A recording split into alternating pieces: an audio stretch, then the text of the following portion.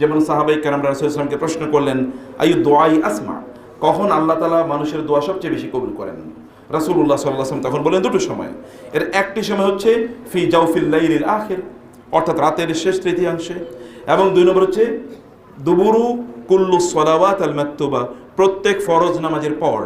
ফরজ নামাজের পর মানে কি? ফরজ নামাজের শেষের অংশে, ফরজ নামাজ সলাওয়াত আল মাকতুবা, প্রত্যেক ফরজ নামাজ সালাম ফেরানোর আগে, যেই সময়টি আমরা দোয়া মাসুরা পড়ি, আল্লাহুম্মা ইন্নী যালামতু নাফসি যুলমান কাসীরা, আল্লাহুম্মা ইন্নী আউযু বিকা মিন আযাবিল কবর, এই সময় আপনি আল্লাহর কাছে যাই দোয়া করেন না কেন আল্লাহ তাআলা দোয়া কবুল করে নেবেন। রাসূল সাল্লাল্লাহু আলাইহি ওয়াসাল্লাম বলেছেন ফাসআলু, যে এই একটা সময় তোমরা আল্লাহ তাআলার কাছে তোমাদের যা মনে চায় তা তোমরা এই সময় আল্লাহর কাছে চেয়ে নাও। এটা দোয়া কবুলের একটা মুহূর্ত। অতএব কিছু মুহূর্ত আল্লাহ তাআলা আমাদেরকে দিয়ে দিয়েছেন। তোর মধ্যে একটা মুহূর্ত আছে আমাদের